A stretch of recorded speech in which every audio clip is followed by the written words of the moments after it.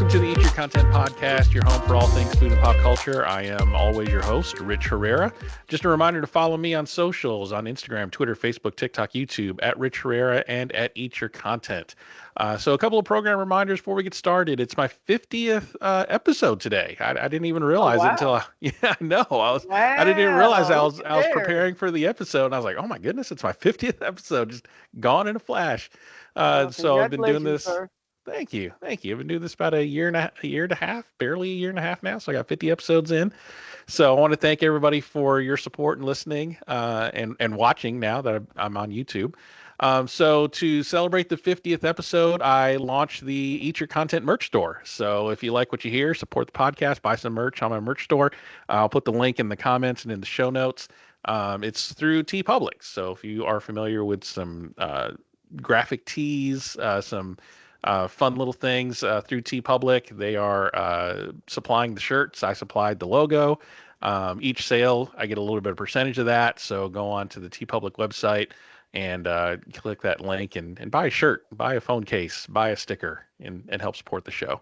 Also, the Bear Season 3 drops all episodes on June 27th. I'm going to start recapping those episodes in a couple of weeks with another podcaster. So the mystery guest will be revealed in short time, but it should be fun. So with me once again for our final Top Chef recap of episode 14 is my friend, my colleague, Chef Amadeus. Welcome for the final time to recap Top Chef. Thank you so much for your time these past 14 weeks. Can you imagine that the time has flown by? It has, and it's thanks to introduce, but it's been fun seeing and commentating on chefs competing because I know it's hard. It's a hard thing. Like I like I said through the show, that gorilla on your back, that time clock. Yeah, That yeah, time clock is it's a beast. yeah. So I'm happy to be here. I'm glad. I'm sad to see it come to an end. Because every week I'm like, oh, I gotta watch this, and I'm looking more intently into, the techniques, the dishes, um, some of the ingredients that they use, some of the techniques, just the whole 9 yards. And some techniques I've used before. Some I'm like, oh, that's interesting. I need to. Let me take a note of that one. Um, and so it's been fun. It's Good, been fun. good. I'm glad you had a good time. I had a good time having you on and talking about Top Chef every week. It's one of my favorite shows, and I love getting chefs' insight about how they compete, especially if I can get former competitors of other food, competition shows on here that give that little bit of insight, that give that behind the scenes. Even though you were on a different show, a lot of the concepts are, still the same: Yeah, time and it limited is. ingredients and different I, environments. I think that one of the things that so this is the first time I've watched Top Chef without getting bored with it. Um, yeah, I mean, just to be honest, sometimes like some of those shows, I've just gotten bored with some of the things the chefs say, some of their egos and their attitudes and stuff. I'm like, you know what? You gotta have a passion across the board. I know chefs, have these egos and everything, but sometimes you need to check those egos. It creates a not so comforting environment in the kitchen. And yeah, like I said, I'm not a fan of those chefs. And every time I meet those chefs, they're not. I don't want to do anything with them. There are some chefs that people ask me, "Hey, won't you do this with them?" Nah, I'm good. I'm good. I enjoy cooking. Cooking is fun and passionate and creative and all that ego stuff. I don't have time for that. I Yeah, don't have time for that stuff. So, yeah. but like I say, uh, hanging out with you, I've watched Top Chef, and I will be doing my first aguachile. Aqua chili and a fritter. Yes, my aguachile. I'll be doing my first one. When I was coming up with this idea, I was like, let me just play with this and see what happens. Let me know. Let me know how that turns out. It should be fun. So before we get into talking about the episode, I do want to talk a little bit about my interview with Suan I had a few days ago. So I had Chef Suan on the podcast. It was a great interview, a lot of fun to talk to him and kind of get to know his background and kind of seeing the inner workings of Top Chef and things like that. But there were some things I could not include in that interview that I want to talk about today, just out of full transparency of what we talked about. So the really it was just one thing that ended up on the cutting room floor is basically how he got on the show, because I was really curious to hear how he ended up there. So as we got to talking, he was being pretty open about it, and I was asking, I was like, so you get on Top Chef.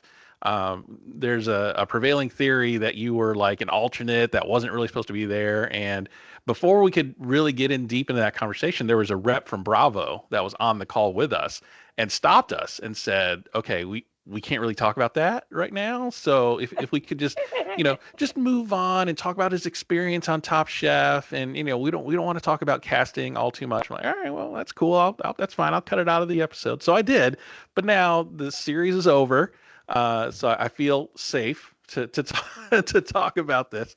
I didn't sign an NDA or anything. So what I found out from Chef Sue, is that he was an alternate. He was not supposed to be on the show. He was an alternate in case something happened. So if we all remember way back in episode 1, Chef David Murphy, the self-proclaimed trash pie chef out of a pizza shop in San Francisco, came in, insulted Tom Colicchio's hats, and then was Thanos snapped out of existence. He was eliminated for bad pasta.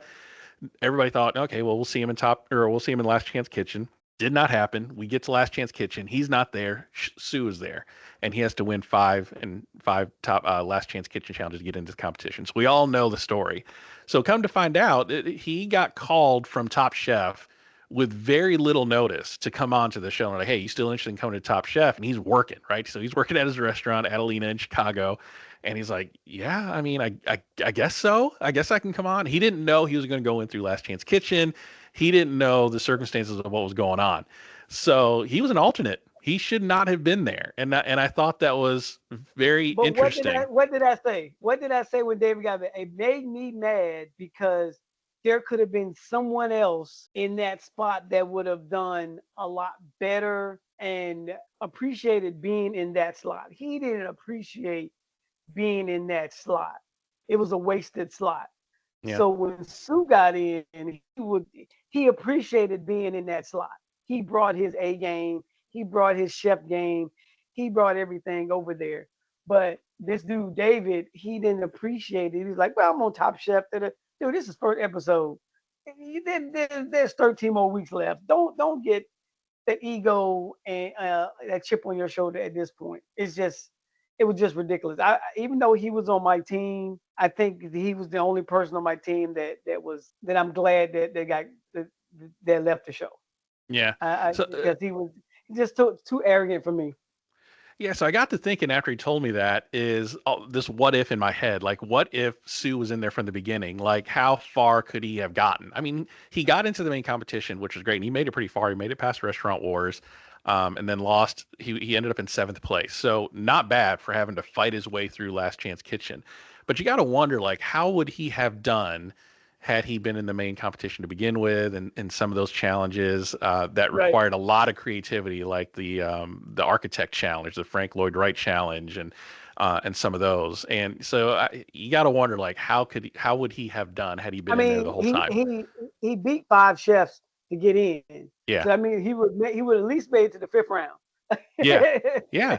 And I even talked to him a little bit about, the Last Chance Kitchen that he got put back into after he got eliminated in the fish boil episode, and said, you got to make a dish using all the quick fire elements from the previous episodes. I said, you must have had a harder time with that because you didn't have a frame of reference, because you weren't in those quick fire challenges. He's like, yeah, I mean, I knew I had to use hops, but that's the first time I've seen hops. So it's not like I had a chance to use it before and understand what it is and how to use it. So it was just really interesting to hear him talk about his time there, how he got on there. And he was like, yeah, I knew something about David opted out of Last Chance Kitchen or something. That's all I know. And then that's when I got cut off from the Bravo rep. So a lot of interesting things. So you didn't get to hear that on the main interview. So if you haven't listened to the main interview, it's up now. So please go listen to that. But I thought that was really interesting, and I thought that was the case the whole time, that he was an alternate, that he shouldn't have been there to begin with. But Right. life happened, and the stars were aligned, and he was a fan favorite for a while. So good on him for fortune smiling on him and getting in the way he got in. Well, like I say, he did a good job when he came in. Um, Now, wasn't he the first person to ever come in that way?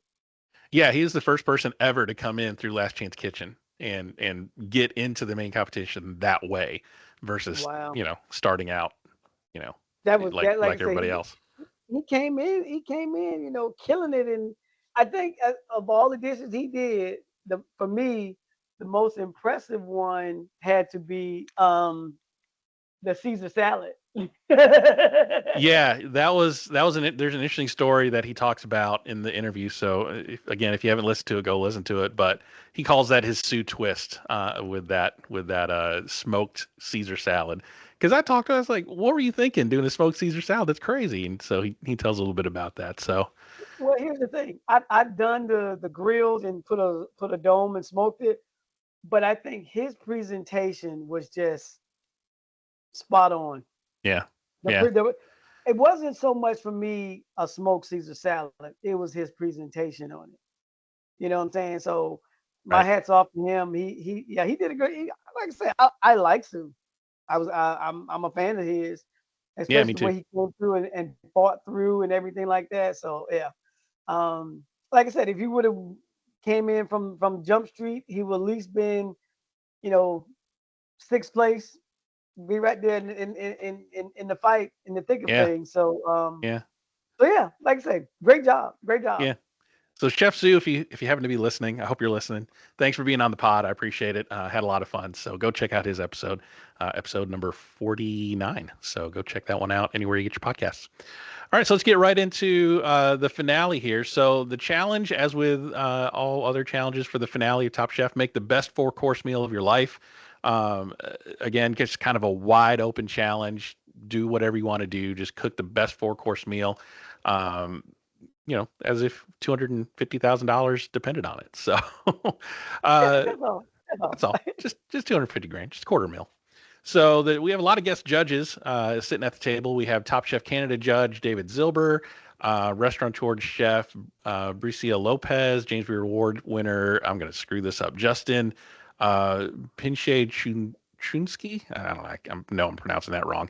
And Mission Star chef Carrie Nahabedian, which is somebody that Dan worked for in his early 20s and coming up in the ranks. So he had a familiar name on there.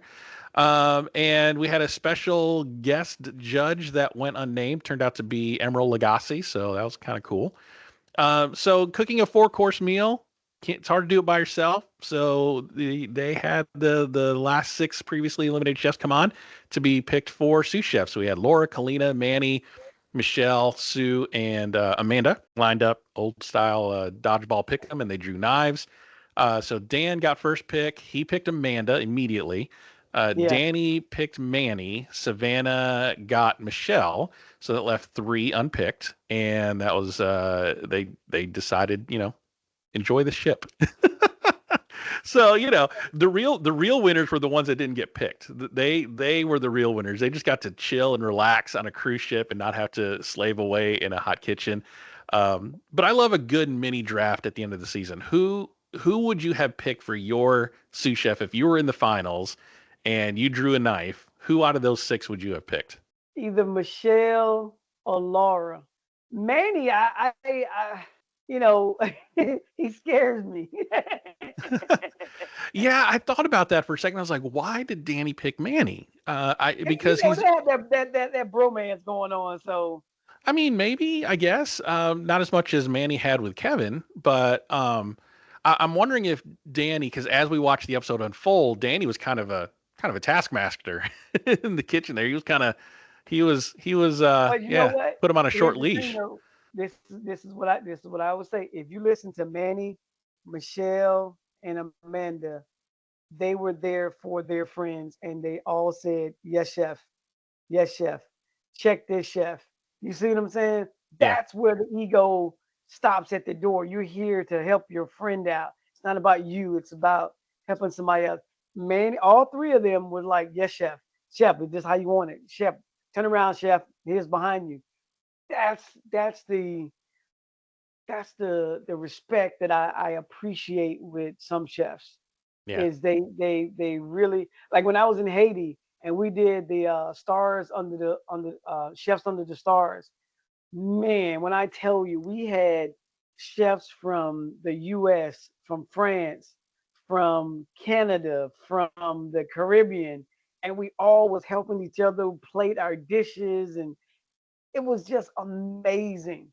And those chefs I would continue to work with wherever they ask me to go. And they'll come here to Jacksonville. I'm working on getting them to come to Jacksonville. But that's what you need. It makes you cook a lot better. Yeah. Yeah. I probably would have went with if it were me cooking in the final. I probably would have went with Michelle, Kalina, or Sue. I think Michelle. I think Michelle was just one bad table setting from being in the finals. Had she not had that bad turnout in the table uh, challenge where they had to plate the table, I think she would have been in the finals. Well, here's the other thing too. With Sue, if when I know what I'm cooking, Sue would be he would be that twist to everything. Yeah. 'Cause if you give Sue a banana, everybody like, oh, we do banana foster, we do banana this, we do banana that. Sue be like, no, what we gonna do is we gonna slice it, we gonna smoke it, we gonna grill it. Yeah, Sue would have. I think Sue, both Sue and Colleen, I think would have brought this kind of creative edge to it, Right. Yep. that would make you look at something a little bit differently because they look at it differently than you do, and it could have been a completely different set of dishes. I mean, I But think they that's picked why the three best, but but that's why, I enjoy working with chefs that cook different than I do. So when we plan a menu, it's a combination of everything. Like we did a dinner in Miami with Chef Patrick Thiessen, the happy hour chef. He and I did a Puerto Rican and Haitian inspired dinner. Oh, dude, it was amazing. It was yeah. So like I said, you just have to. But that's what makes each chef better when you're constantly collaborating with different chefs. yeah, It's totally different, and you vibe off each other and you just go from there. So, like I say, any of those chefs would have been, amazing. I think from Amanda to Laura, Sue, just all of them would have been great. Would have yeah. been great. So speaking of the collaboration style, you see a diametric opposite kind of approach to this challenge with Savannah and Danny. So Danny had this very regimented, strict, like, here's my list. This is what you're going to do in this order. And Savannah was kind of more freestyling, kind of, I'm going to leave room for improv and for inspiration. Um, what style, I mean, kind of thinking about you in competition, if you were here, are you more like Danny that I need to make sure I have ABC 1, 2, 3 done this way in this order so it comes out like this? Or are you more like Savannah and it's like more jazz? It's more just improvisational. So I'm more like Savannah because what I would do is I'll put out something, I'll write everything out, I'll do the diagram, especially with my sous chef. I would put out something, and then I would collaborate with the sous chef for that open space to say, you know what, I can do this. Like when Michelle said talked about the plantain, she's like, oh yeah, that's a great idea. So your sous chef is that person that's like, that's great, but here's another way to look at it. Sue would have did the same thing. Um, this is what it is. Here's a different idea and things like that. Yeah, I love collaborating, so I would have left room for collaboration with my sous chef. Yeah. So talk about shopping a little bit. There's one moment in the shopping trip that made my heart just drop for Dan. Dan is doing a sardine dish, so he goes Oh to the fish yeah. counter and he's like, "Yeah, give me all your sardines." And the lady behind the counter is like, "Yeah, we'll clean them for you." Great. She cleans them and cooks them. And Dan's like, wait, wait, wait, no, no, no, no, don't cook them, just clean them. And and there was no more sardines, so he had to flip, he had to pivot to snapper. I mean, your stomach must have dropped watching that, going, oh no, like that's a main component of your dish, and it's like ruined before the challenge even starts. Well, so two things. He did the right thing and said clean them. That's less time he got to do. Right? But he didn't realize that they were going to cook. Now, and let's flip the script. The seafood monger should have said we cook them as well. Yeah, No, don't cook them. Just clean them. So yeah, like my seafood guy that I have, every time I order seafood from him, we have a conversation. How do you want them done? You want me to clean them, or do you want the bones? Or do you want the head? You see what I'm saying? So, and granted, you're not at in Wisconsin anymore, Dan. You're in the Caribbean, and they do things a little differently. You don't have your regular seafood monger, your regular meat monger, or anything like that. So I felt bad for him. yeah. They were in Aruba, so they were on a cruise for a minute. They landed in Aruba, a port there, and yeah, you're not talking to your normal fish guy, so you have to kind of be maybe a little bit more specific. Say, hey, when you clean them, and that's it. Like, I don't. But That's it. That's you're it. in the throes of competition, and those things kind of slip your mind. So I hated to see that, but you have to. That's all part of Top Chef. You just got to pivot, and because you But never that's know what's going that's to how happen. it is when you're going shopping and he's so used to saying, "Hey, just let me get those sardines and clean it up for me," and that's it. And the other person in America knows not to Yeah. cook them. Yeah. So we get back into the kitchen, and I alluded to Danny being kind of a taskmaster in the kitchen for this challenge. And he's telling man, he's like, I need you to go 10% faster. And Danny's filling up a pot with water, and he's like, just leave the pot there. I need you to go do something else. I was like, ooh, man. So I was wondering if maybe he wanted to pick somebody like Manny that could be, I don't know. I don't want to say controlled, but that he could do that with, because I don't picture him doing that with Kalina. Like, Kalina's very independent and strong. I don't think she would have put up with that. Even Laura too, to a point. But here's the thing: it's not you. You're the sous chef now. Sure. You're the sous chef, and if you understand your role, it's not your dish. It's Danny's dish. So Yeah. you're just there to help him out. Like same thing with the melon balls. He was like, "Oh, you use the melon balls, dude." Yeah. Uh, Oh, Manny so strikes again. right, that's why I said he's dangerous. Oh my god. But like I said, I think that um, all the sous chefs did a great job by Yeah. Yeah. just being the sous chef and not trying to impart. They give little suggestions, but they didn't try to take over the menu and everything like that. So I was very happy to see the egos were checked at the door. Yeah. So the next morning they have kind of an emotional breakfast with everybody, with the Emerald and the three judges there, and they kind of talk a little bit about what the show has meant to them throughout this season, and what their plans are, for after. And Dan wants to bring more attention to Kennedy's disease. Has no treatment or cure, so he wants to be kind of like that spokesperson for it.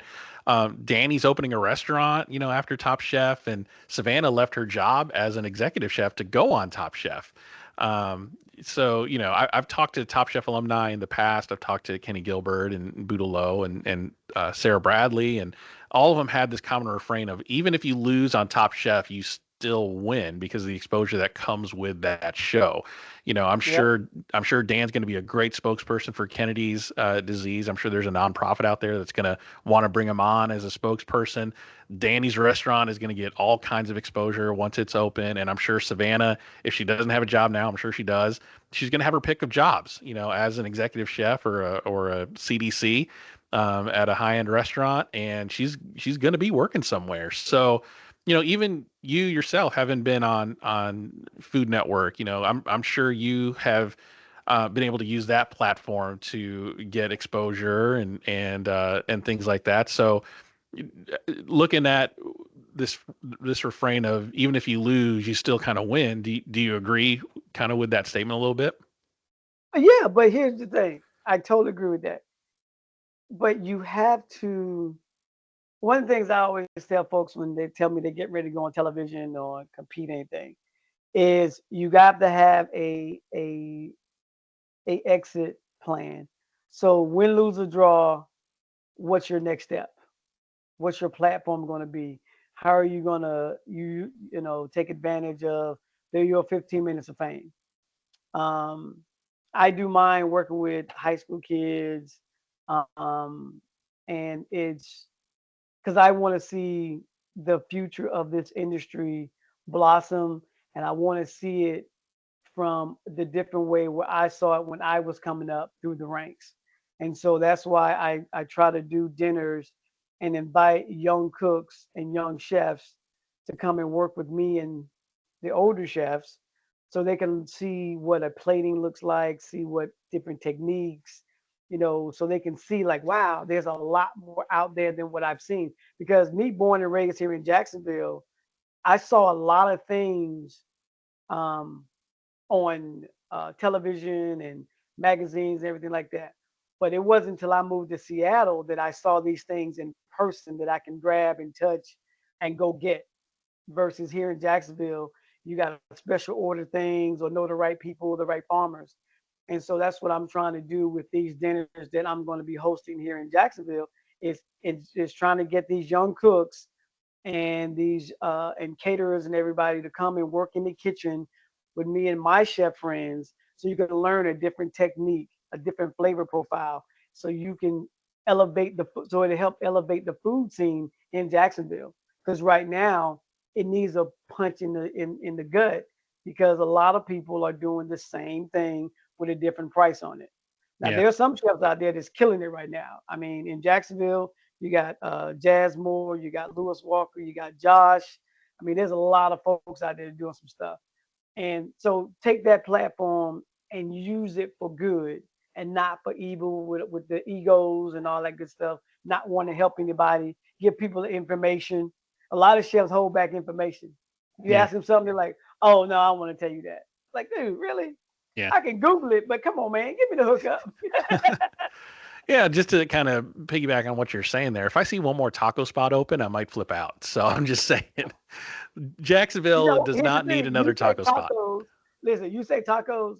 If I see another barbecue place open up, Yeah, really, yeah, another barbecue place, another fried chicken place, I'm like, there's a lot, and that's my thing.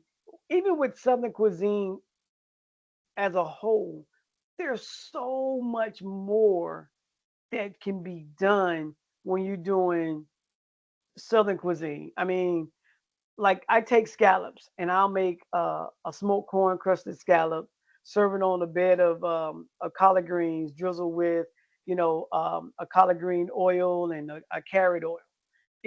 That's as southern gets because it has collard greens, got carrots. You know what I'm saying?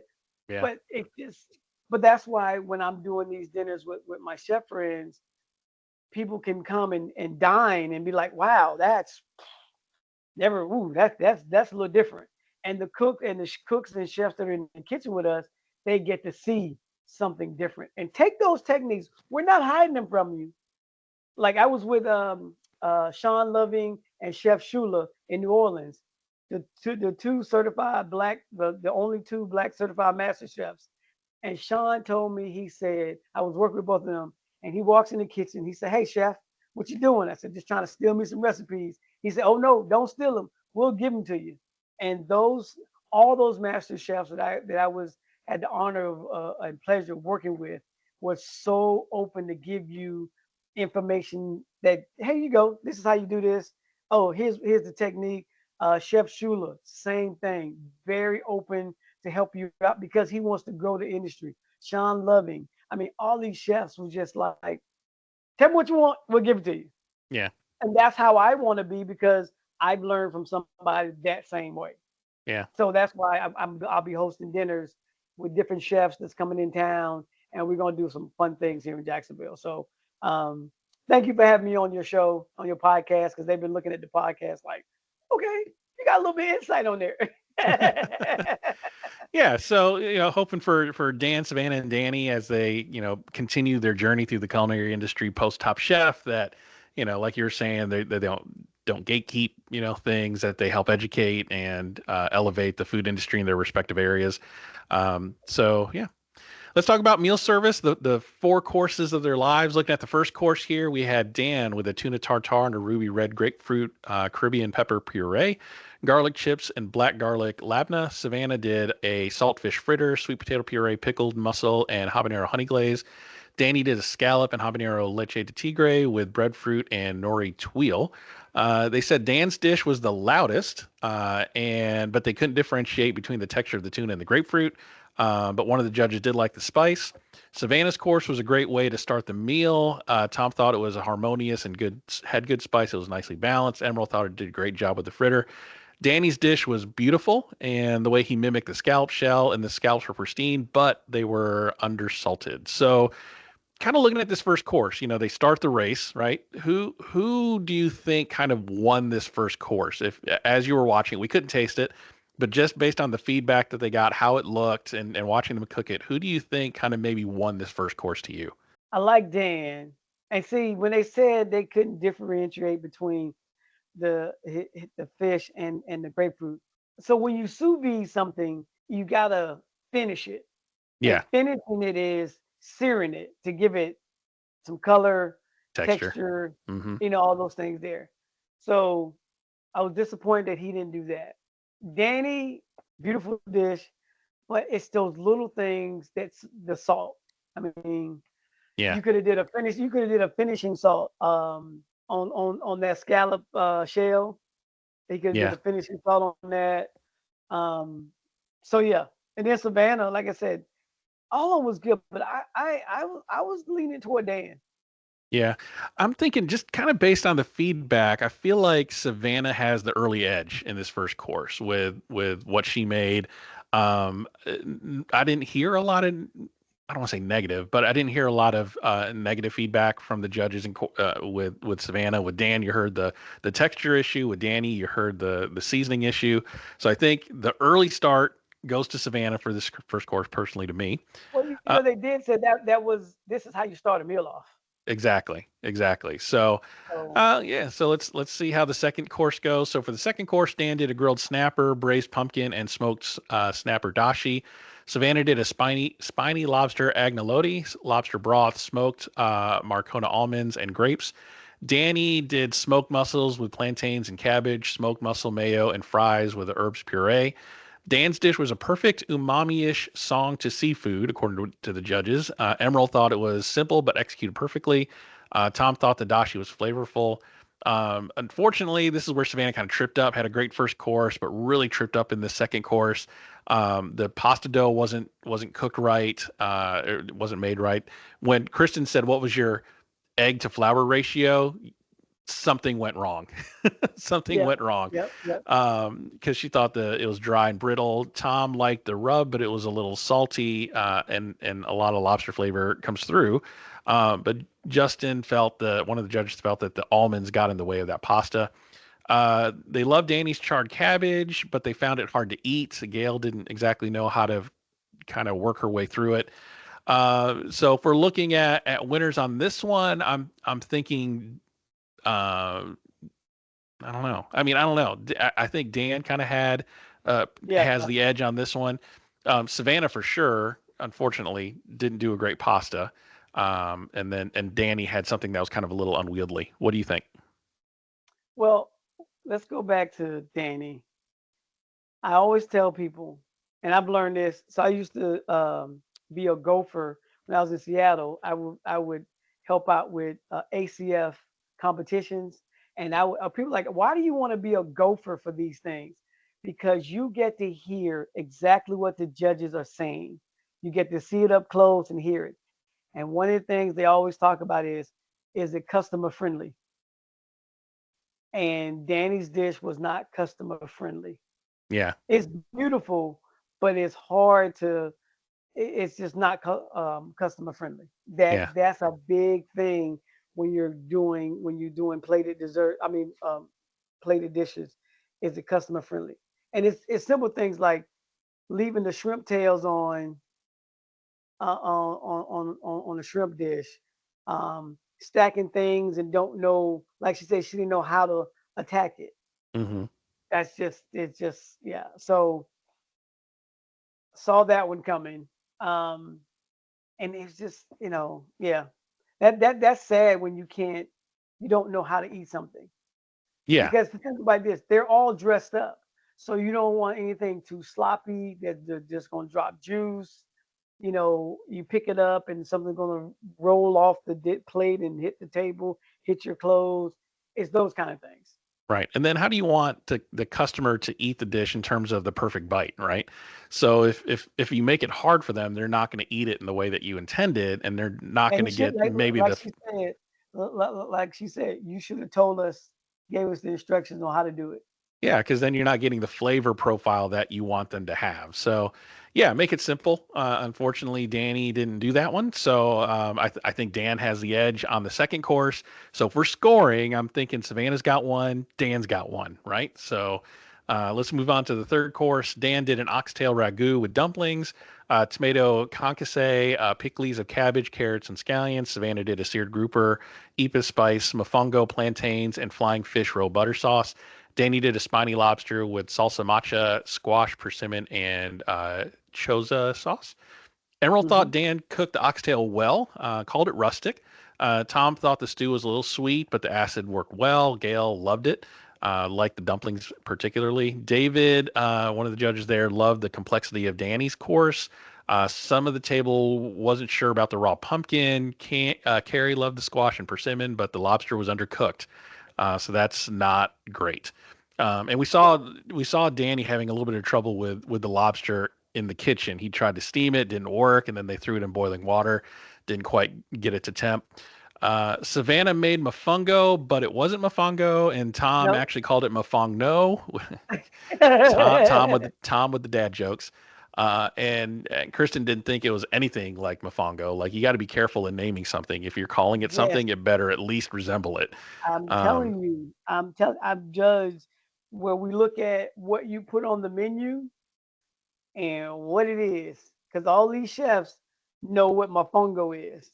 right. So when you say, "Oh, this is mofongo," even if it's not traditional mofongo, it got to be somewhere in the ballpark. Yeah. And clearly it wasn't. Yeah, Clearly it clearly. wasn't. So again, Savannah had kind of a hard time there, and then Danny with undercooked proteins, which at the finals can't be doing that at the finals. So again, if we're looking at who won course by course, I'm thinking Dan won the third course. Do you Well, do hold you on. agree with that one? So, so here's the other thing too. Remember, I told you Manny is dangerous. Manny, when he did the lobster, it was raw. When he went to go check it, it was raw. So now that's when Danny had to pivot to, like, you know what? Just bring some water to a boil, and we're throwing it there for about a minute and a half. Those are the kind of things that throw you off, not for that course, but for the rest of the courses. Yeah. Yeah. So you really got to know how to, you know, once you serve the plate, move on without overthinking the next dish. So Yeah. yeah, um, yeah, like I said, that whole course there was interesting. Yeah, the third Um, course was rough, I think, for all three of them. But I think Dan had the best out of the three, just kind of listening to the feedback. I mean, undercooked proteins is rough. You can't be doing that. So yeah, we'll see.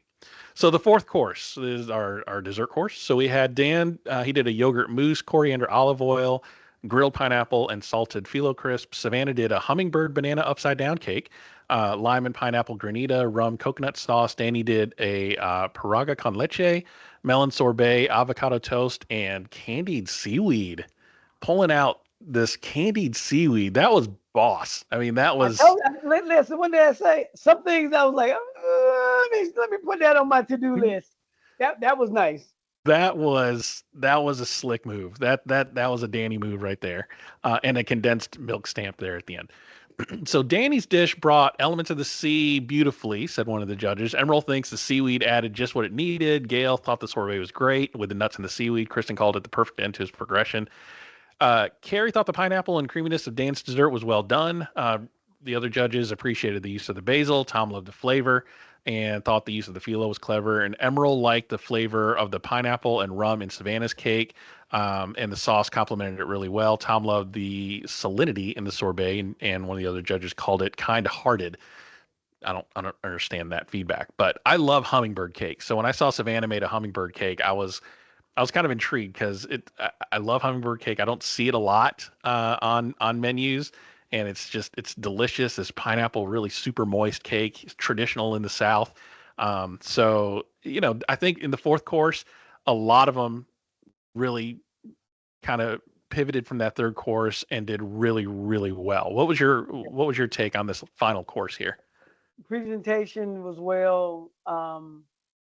The creativity on these, all three of these was really really nice, really really nice. So it seemed like on the third course there was not too many negative things about either of the dishes, so that made it harder to see who was gonna win. Because at this point I'm like, Yeah, Dan did his thing. yeah. Um, I knew it was gonna be between Dan and Danny since Savannah royally messed up her pasta dish.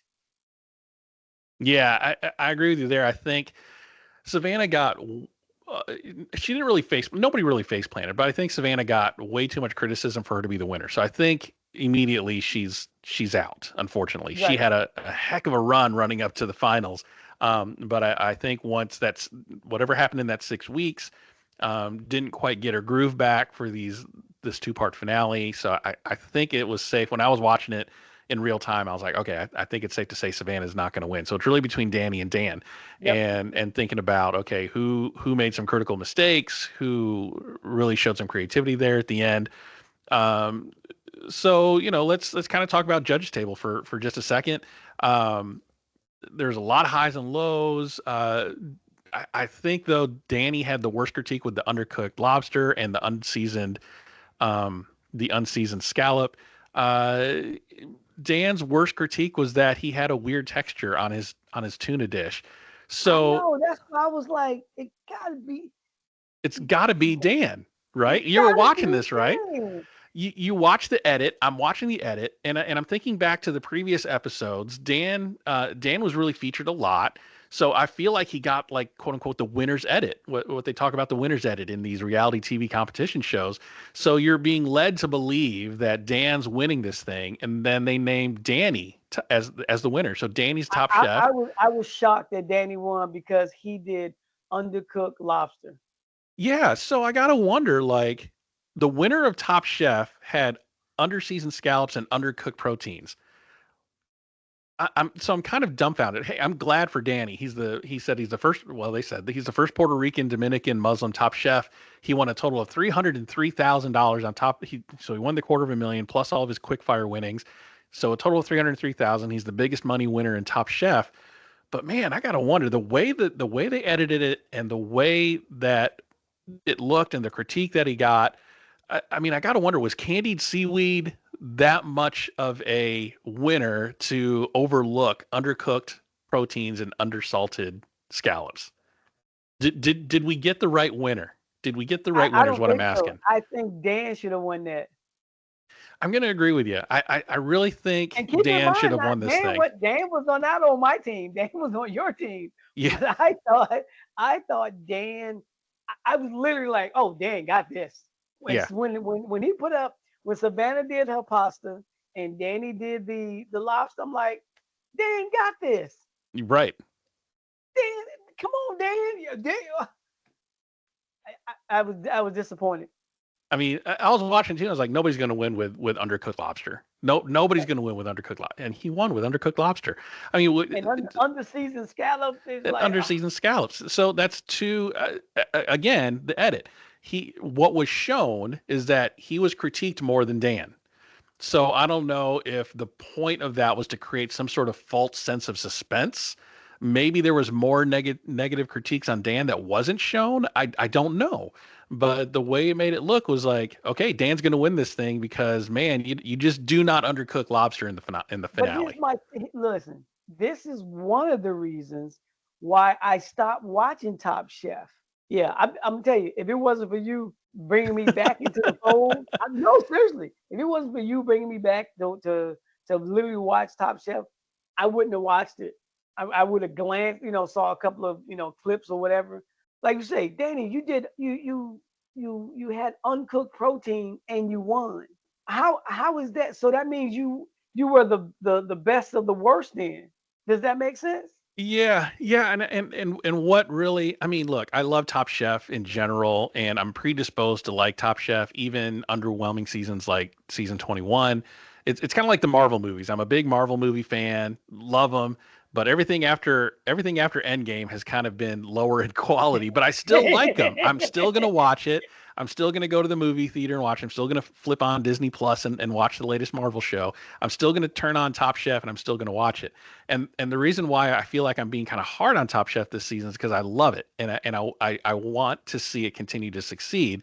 And after this the run of seasons they had from LA to World All Stars, they were on a streak. And everybody knew this was kind of a reset season with a new host coming in and coming off of World All Stars, and kind of getting back to the regular format. The judging this season has been really muddled. I don't know Yeah. why Danny won, right? And the way that the judges talk through the judges table, I still don't know why they picked Danny to win. And I think they need to make that a lot more clear in future seasons. Like, this is why you won. You won because your candied seaweed, while your lobster was undercooked, that candy seaweed came out of left field. It showed a level of creativity that, was unseen, throughout this season. Hitherto undreamt of. Did you seriously just say hitherto undreamt of? Whatever, but it was very, we don't know. Why did you pick, why was Danny the winner and why did Dan not win? We understood why Savannah lost. We heard a lot of the critique Right, around right, right. Savannah, but between Danny and Dan, the judging was, again, it was just really muddled. So I'm hoping for next year they see kind of the feedback from the fans and kind of watch it back and go, yeah, we really need to make it clear for the viewers because they're not seeing everything that ended up on the cutting room floor, and really justify why undercooked lobster won Top Chef. Well, that's like we talked about the quick fires. You tell me the quick fires matter, but then when you go to eliminate somebody, it didn't matter. Yeah, It's yeah, like, dude, you have a rule, but you when you go to the judges table, you throw the rule out, yeah, and it's like, and like I say, I'm a fan of everybody on the panel. Tom, I'm a fan of Tom's. Just everybody on the panel. I just think that there needs to be more focus on on what you're saying. So if you're saying that you know the quick fire matters in your final in the elimination challenge, then to go ahead and do that. But some of the things they were like they messed up on their on that quick fire, and you telling me that now? So yeah, yeah. I don't know. They did good on quick fire, and you're there at the bottom. Come on, it's just yeah. But So like I said, this season, this is the first time I watched every episode for it's been a long time since I've seen every episode of Top Chef. welcome Um, back. Welcome back to the fold. well, I don't know, like my, and like I say, I love Calicchio's his demeanor in the kitchen and then now I've always watched Last Chance Kitchen though. I still like that because Yeah, I'm that kind of a guy that like just throw me in the 30 fire minutes and done. yeah, it just let me cook. I'm that guy, so that's why Last Chance Kitchen was good. But like I say, Tom is like I said, I'm a fan of everybody on there, but I just don't see Danny winning that with unsea no his scallops with no salt and the lobster that was undercooked. Yeah, yeah.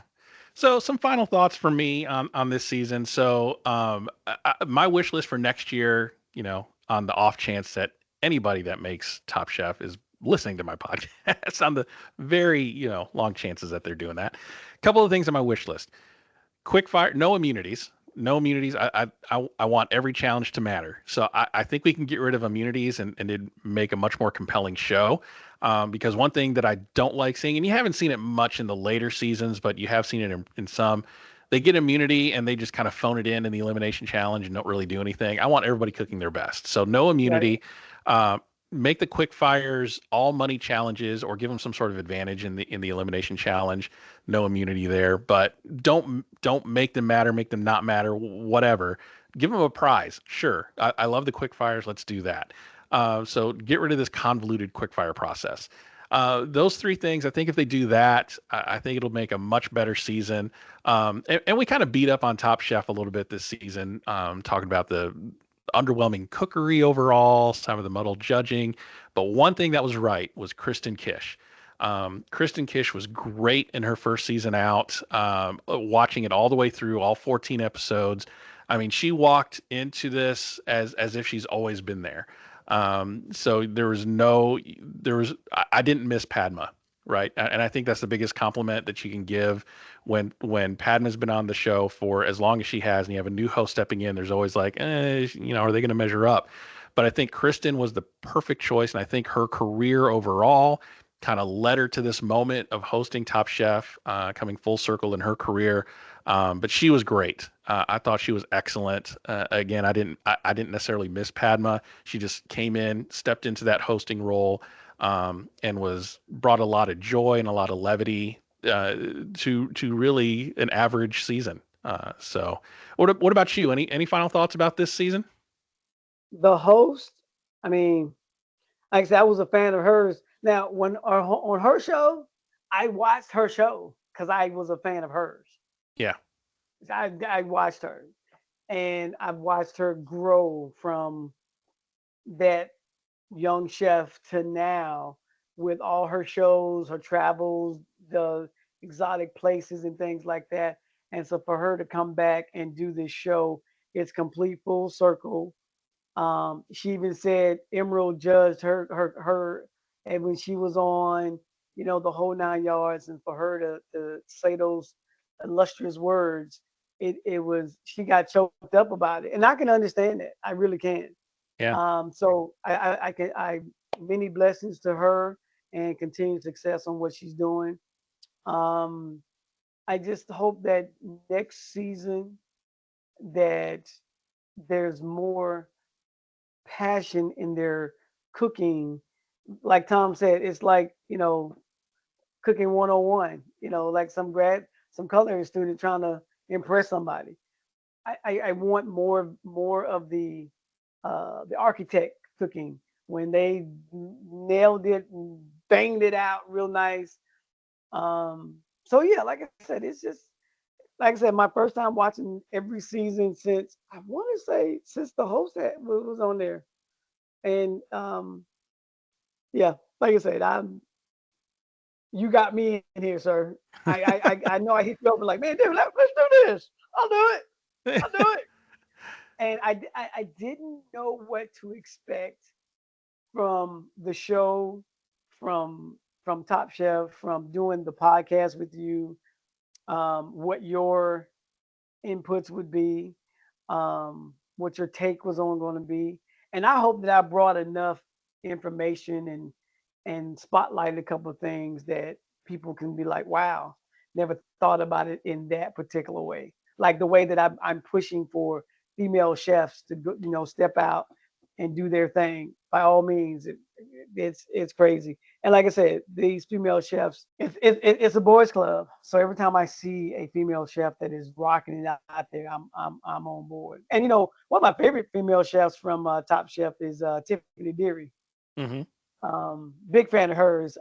She's killing it right now, and I'm always a big fan of hers. So yeah, like I said, it was this was interesting to do. I appreciate being your co-host. Um, yeah, this was nice. yeah. Yeah. So one final thought with the season that I was just thinking about is if there's any casting producers watching, more Sues, more Savannahs, less Davids. So let's just leave it at A that. lot less Davids, please, because like I said before, when David was doing his thing, I said I feel bad for the person that's like I almost made it, but they got him. I was So let's like, Jesus. yeah. And that's a lot saying he was gone in the first episode to say less David less David. So Yeah, he was gone, not just gone. He was gone. yeah. All right, so let's take one last look at our draft point updates. So the season finale point differential is a little bit different. If you make the finale, if your chef makes a finale, you get 15 points. So Dan and Savannah and Danny all generated 15 points each for us. So you got 30 points for Savannah and Danny, and then I got 15. And then winning top chef, Danny got 30. So you won. I'm just I'm not even gonna say the score. But here's the thing though. I promise you, I was like, holy crap, Dan's gonna win this. And I said, Rich is gonna be like, I told you. So I this was is rooting for Dan to win just for you, sir. well, even if he did win, I was mathematically out of it anyway. So this is my Monopoly flipping table moment. I don't even want to talk about the score. It was like 200 something to 60 something. I just But stopped here's the counting. thing though, if but you said the only way that you get a real satisfaction if Dan won, and I was pulling for Dan. I'm telling you, I had no idea Daniel. I could have sworn when he said undercooked lobster and unseasoned scallop, I said Dan got this. I know. I was the same way. I was like, yeah, Dan's got it. Dan's got it. And I was I like, was nope. dude, I was rooting for. I was like, Dan won this. Dan because like I say, Savannah, I love her to death, but she messed the pasta up. So Dan was like the obvious choice, but they said Danny, and I was like, wow. Yeah, it was little bit of a shocker there at the end, but so you Anyway, won the inaugural Top Chef draft, and so congratulations, you wiped the floor with me. It was a pretty convincing win. So good job there. so let me ask you this, sir: are you gonna do this again with the points? Yeah, I would love to do this again next year. I think the point system for me, I got more. I didn't get more into the points. I got more into watching the competition because I kept telling you, I'm not concerned about the points because we can get eliminated and all that stuff there. So you brought me back into watching chefs do their thing, and I appreciate you for that. Oh, thank you. Thank you.